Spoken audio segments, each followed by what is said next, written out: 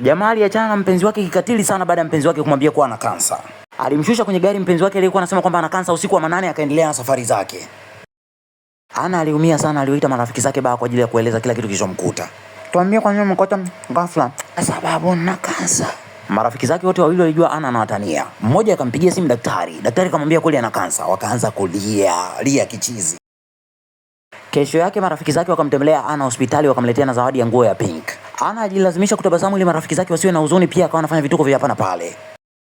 Dada yake Ana ambaye ni daktari alimwambia mdogo wake, mdogo wangu Ana, uwezekano wa wewe kupona kansa ni mdogo sana, una 50% tu. Ana aliendelea kutabasamu, alionyesha kwamba yuko tayari kwa lolote.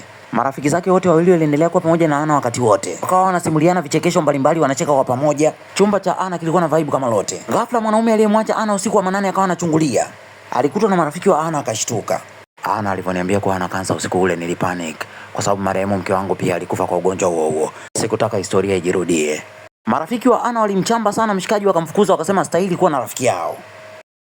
Siku ya Ana kufanyiwa upasuaji, marafiki zake walisimama pembeni yake, wakamshika mkono, wakamwambia usihofu, utapona. Mungu atakulinda. Japokuwa inawezekana hii ikawa ndo mara ya mwisho watatu hao kuonekana kwa pamoja. Walisimama nje ya korido ya chumba cha upasuaji kwa dakika kama 10.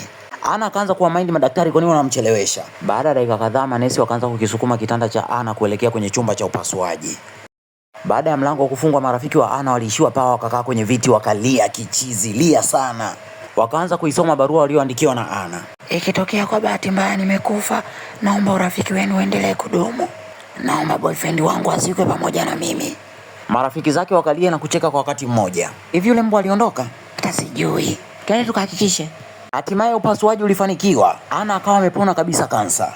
Mungu alivyo mkubwa, wakati wa upasuaji Ana alikutana na mwanaume ambaye anampenda Ana kama alivyo. Daktari aliyemfanyia upasuaji Ana alijikuta amezama kwenye mapenzi na mgonjwa wake. Kabla hujaondoka hapo chini kuna story ya huyu jamaa ambaye alitembea na wadada watatu kutoka kwenye familia moja bila wao kujuana. Pia hapo chini kuna story inayohusiana na mwanafunzi ambaye alimtongoza mwalimu wake. Pia hapo chini kuna story ya mchungaji ambaye alitakwa na binti mwenye pepo la ngono. Unataka kujua ilikuwaje? Story nzima iko hapo chini. Asante sana kwa kuitazama Fredflix TZ. Naomba like, subscribe, share, comment. Usipopenda usicomment, usishare, usilike, usubscribe. Bando ni la kwako na simu ni ya kwako, sikupangii cha kufanya. Asante.